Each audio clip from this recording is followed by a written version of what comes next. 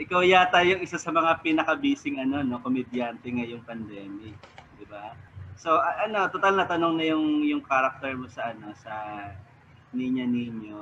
Ah, Aside from that, may mga ibang mga projects ka ba na nagagawin? May mga movie? Kasi ang dami na nag-aantay nung follow-up movie ninyo ni Alex, di ba? So, at director na ngayon si Alex, di ba? After Empoy, Piolo naman, di ba? So, yung level mo talaga iba na di ba? So, how was it? Kumbaga, meron na bang plano to do a movie again with So, Alex? apo, Yan. At siya yung director mo, di ba? Parang ganun. Gusto mo ba i-direct ka ni Alex? yes, Kuya Alan, salamat po. Thank you po sa tanong. Ayan po. Aside po dito sa Ninya Ninyo na ginagawa po namin ngayon, siyempre po, thankful po kami sa lahat mga tumangkilik at tumatangkilik po nito. And praise God po kasi pataas po ng pataas yung rating po namin, which is a good sign po. And then, this coming August po, flight na po namin nila Direk Sigrid, nila Alessandra, lahat ng all the staff and crew ng Spring Film para po doon sa new project po na gagawin po namin ni Miss Alessandra sa Paris po, sa Europe po na which she's a title of Walang Kaparis. Ayan po. Kaya po ito pong mga writer po ngayon po namin dito sa Ninya Ninyo, medyo nag-adjust po sila sa aking karakter na sa Bilanggardo dahil po sa pag-alis nga po dito. Pero sobrang sobrang galing po lahat ng mga kasama ko rito. Ayan sila director, the writers, lahat ng mga tao dito sa likod ng camera. Magagawan po siya ng paraan at siyempre always continue po tayo para po magkaroon po tayo ng mga susunod pa ng mga season. Kasi pagka po may mga season 3, season 4 po dyan, lahat po ng season papasok dyan eh. Stall for all season, papasok po. Si Marco season, papasok din. Marami pong season. Follow up lang Empoy ha. Kasi kumbaga, 'di ba sa iyo na nag-a-adjust ngayon ng production dahil sobrang busy mo. Di ba? I-shoot niyo 'yon sa Paris. So parang open na ba yan na pupunta talaga kayo ng Paris to shoot that event? Siyempre hindi naman to yung prequel o sequence nung inyong kita-kita kasi parang ganun din walang ka-Paris, kita-kita, di ba? So, ano lang yung magiging parang patikim na istorya ninyong dalawa dyan nung nag-story? Dito po sa new project po namin ni Miss Alessandra po, masasabi ko po parang iba po siya dun sa unang movie na nagawa po namin. Which is yun po yung dapat pong abangan po ng mga manonood po. Ayan. At para po sa inyo lahat po ulit yung gagawin po namin. Congratulations. Okay, Empoy, isa kasi sa mga inaabangan ng mga viewers gabi-gabi is yung parang yung tambalan or yung mga kulitan moments nyo ni Maha, no? So can you share some details lang kung paano nyo binuo or nagkaroon ng chemistry yung tandem yung dalawa ni Maha Salvador? Yun po, salamat po sa may tanong, sir. Yun sa akin po, siguro po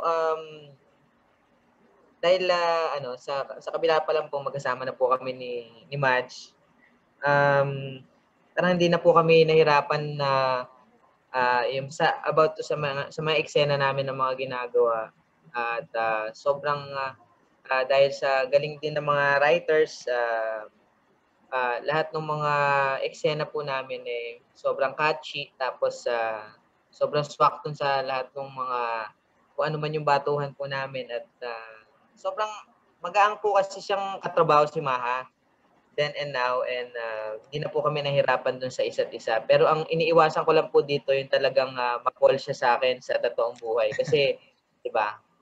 Sige. Thanks. Okay.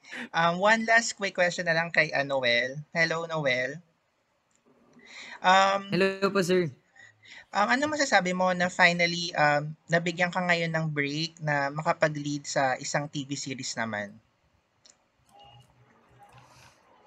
Thank you po, Sir Bernard. And hanggang ngayon po, hindi pa rin ako makapaniwala na andito po tayo ngayon. Nagkakaroon po ng MediaCon for a teleserye that I'm a part of. And kaya sobrang pasasalamat po syempre kay Direk Top for always being there, and sa Cornerstone na may tiwala rin po sa akin, sa TV5, sa Spring, sa lahat po ng mga kasama ko. And also, this wouldn't be possible kung wala po yung support ng parents ko na ngayon po umuwi po si Daddy ng Manila kasi nagpa-second dose po siya ng vaccine. And without them, talagang wala po ako dito without them. Kaya sobrang thankful po ako and overwhelmed with all the happenings right now. And thank you rin po sa inyo, Sir Bernard, sa question nyo. Ayan, thank you po. Okay, that's all. Thank you.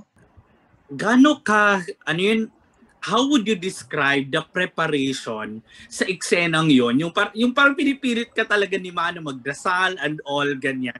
And gaano kalaki yung tulong ni Maha din para maibigay rin yung best mo? Thank you po, Sir Albert. Ayun nga po, like I said kanina po when Kuya Jonas asked kung tinutulungan ba ako ni Ate Madge, yun po yung eksena na I was referring to. And bago po namin tinake yun, talagang we just had time alone with each other. Tapos parang hinawakan lang namin yung kamay na, naghawakan lang kami ng kamay. And kumapit lang, tapos parang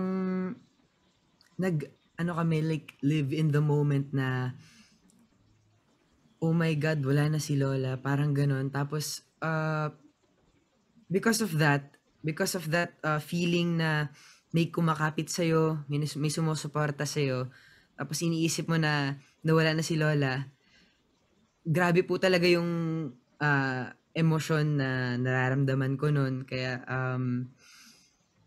binuhos ko po siya nung nag-action na po. And nakakatuwa nga po kasi like ready na ako, ganyan. Tapos malapit na mag-action. Tapos yung mga tao sa likod sinasabi nila, "Uy, okay ka lang ba, Noel?" Sabi ko, "Ay, opo, nagpe-prepare lang po ako sa eksena." So, medyo nawala. Pero kumakapit na lang naman po ako ulit kay Ate Madge. Tapos bumabalik na po ulit ako sa zone. Tapos ayun po, Sir Albert, yung preparation po ng eksena na yun, parang habang ginagawa po ni na Sir Dudes, ni Ate Moy, ni na Kuya Empoy yung eksena nila, ano na po kami ni Ate Madge ng nagpe-prepare na po kami para sa eksena namin. Ayun po. Thank you, Sir Albert. Congrats, very impressive. Thank you so much po. Congrats again. Thank you, Noel. Thank you, Mars. Thank you po. Thank you, Noel. Thank you, Mars Albert from Chika Nest. Next naman, syempre from My Movie World, Bernard. Hi! Yes, hello. My question is for Empoy. Hello, Empoy. Hello po. Sorry. Yan.